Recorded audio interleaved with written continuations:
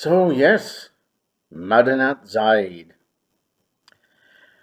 I'm still in Abu Dhabi, but not for long.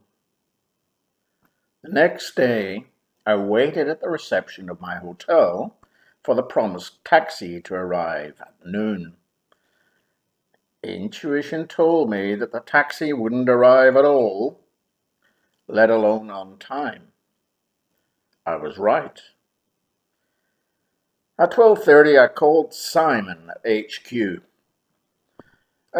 Simon, is the driver on the way? Oh, followed by silence. Get back to you in 2 minutes, Donald. 15 minutes later. Hello, Donald. Driver will be with you in half an hour. No worries, Simon, I said with a lame attempt at an Aussie accent. I was trying to sound obliging and laid back, like Aussies are. It's really an effort for me to do this. More to the point, why was I doing this? Maybe it was something subconscious to do with the fact that Simon was so obviously a bloody useless pom, and I just didn't want him to know I was Irish. You know, the history with the English and all the rest of it. The driver arrived. He was a pleasant Filipino, but a useless conversationalist. He knew nothing about cricket. All the cars in the UAE have a continuous bleeping sound which cannot be turned off when you exceed the speed limit, which everybody does. The result is very stressful to passengers unaccustomed to it. It sounds like your mobile phone is continually bleeping. Didn't seem to bother anybody else, but it bothered me, of course. We travelled out of Abu Dhabi through an Orwellian landscape of desolation. It was like a construction site that had been hit with a nuclear bomb and then recolonized by metal giants, robots, and electric pylons, and eventually probably by cockroaches, I imagine. It just wasn't clear, though, who the slaves were and who were the masters in this surreal scenario from a novel by H.G. Wells. It was grotesque. I was taking all this in when I got a text message from my line manager, Eddie the horse.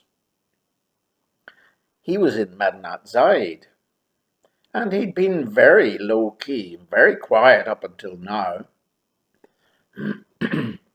I could tell he was a plummy type pony with a London or Essex accent, or some such place south of the Watford Gap anyway. ETA, Dom. Oh, about 4 p.m., Edward. Quickly switching to my international accent, I didn't want to sound like an Aussie or an Irishman to Eddie the horse for some reason.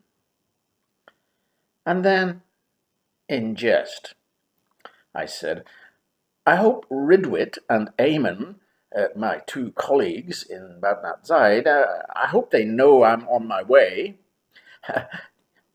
I said nervously. Reply on SMS from the horse. They do now. I wasn't quite sure what to make of this. Was this the horse's sense of humour? Or could Eamon and Ridwit, both mature gentlemen and professional educational consultants like myself, really not be aware of my impending arrival? After all, I was going to share an apartment with them. I had one or two pretty uncharitable thoughts about Simon, but banished them immediately. I determined to be positive, think like an Aussie, even if I spoke with my international accent. I reassured myself with, it just must be his sense of humor. I began to relax and enjoy the passing pylons and concrete mixers and cement lorries.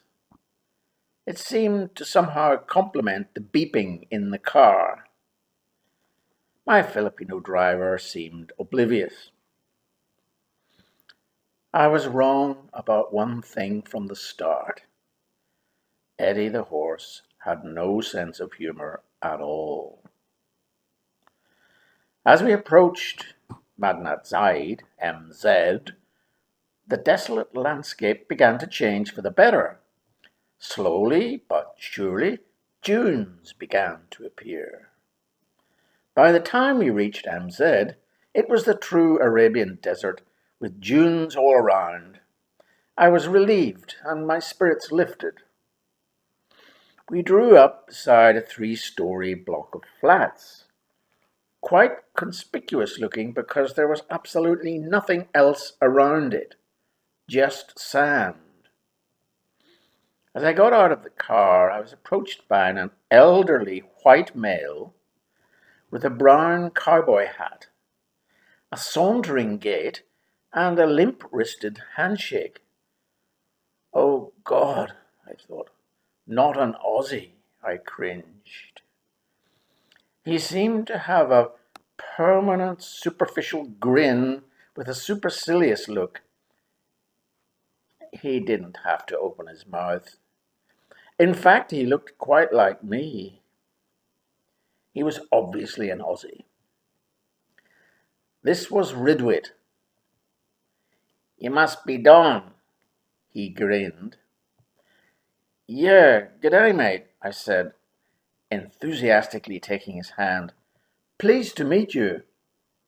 In colloquial expression and body language, was deliberately using both the Aussie and the Pommy persona to confuse Ridwit, to keep him guessing until I had got his measure. Now, Ridwit, I didn't know him personally, but I knew about him. He had been in Brunei, and we had a mutual friend in Brunei who told me a fair bit about him. And not all of that was positive. So I was determined to be cautious and get on his right side, as I knew I was going to be his boss. Events proved me absolutely right to be cautious. Ridwit was what the Aussies rather impolitely call a dickhead, which was an uncomplimentary term for a pain in the neck.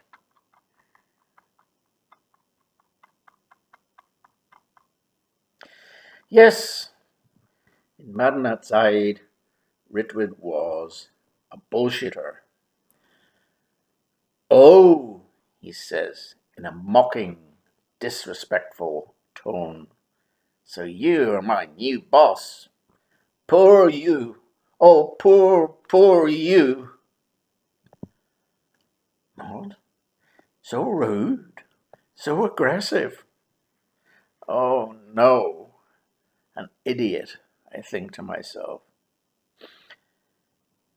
I have to write, or I will simply die. Sometimes I think I just have to keep writing. Even if no one reads, I don't care. I just have to keep writing. Only the 6 matter. The 6 being the 6 people in my audience. Why are people so surprised at schoolyard shootings? I'm surprised there aren't more of them. People are lonely. That's why they kill. Simple as that. No need for doctoral theses. In the USA, there are 2 mass killings every day. Why? Because people are disconnected from each other. They don't belong.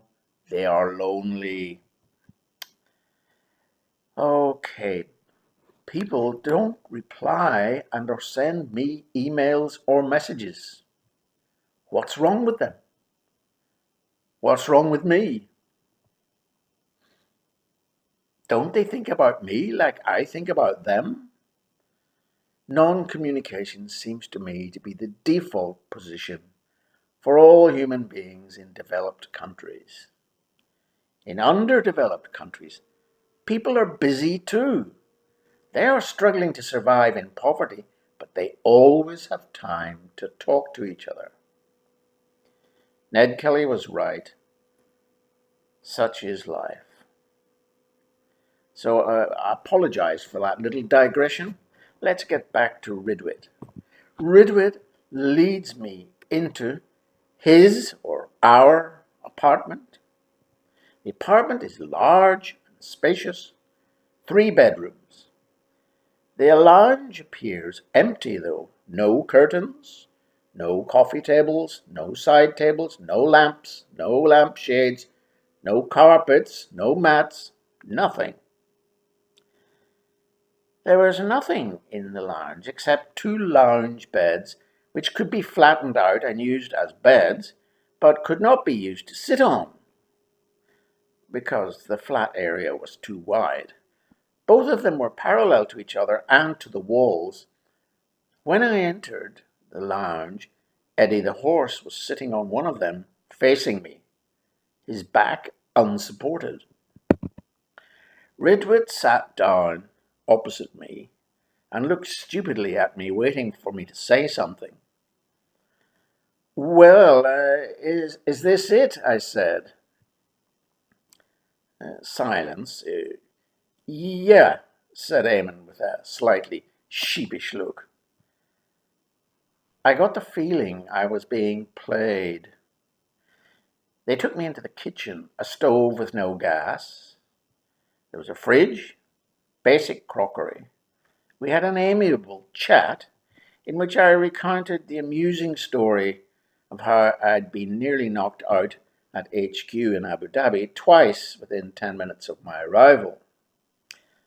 I searched their faces for a response to my humour, something positive, anything to reassure me that this was not it, as in, is this it? Would you like a cup of tea? Said Eamon in a distinctly Irish accent. And of course, Eddie was pure Irish. He kicked with the other foot, as I had suspected. Sure, thanks, Eddie. Eamon. Then Matt and William arrived, 2 other educational consultants. Going for a walk, then, up the town, said Matt. Are you coming, Donald? This one was from Liverpool. William was more refined, though, obviously from the south of England. Yeah, great, I said. Things were looking up. People were talking to me and inviting me to do things with them. Off we went, walking up the town. I was on a high. We walked for 2 miles and then sat down, and one of them smoked one of those ridiculous Arab pipes through which the smoke bubbles. I felt old, like I was about 56. I was 56. But people were talking to me. This was good. Then, back to meet Eddie the horse in his villa now this time. Eamon and Matt came with me. I soon realized that Eamon wanted something. After a while he said, Don, is it okay if you stay with Eddie the horse for a few days? Oh, what could I say? Sure, I said, smiling sweetly at my boss. After a few days, it will be school holidays, and you will have this house to yourself for the holidays, Eamon said smoothly. Great, I said enthusiastically, but not too enthusiastically.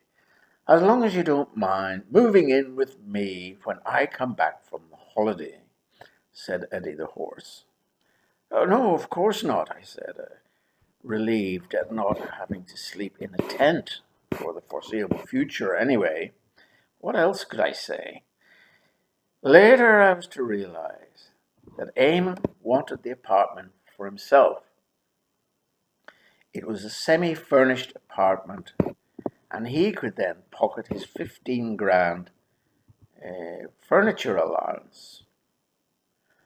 Ridwit was poised to move out of the apartment too on some scheme of his own. Maybe they were sharing the 15 grand, I don't know. I'd been outmaneuvered as usual. But sure, what the hell? What else is new?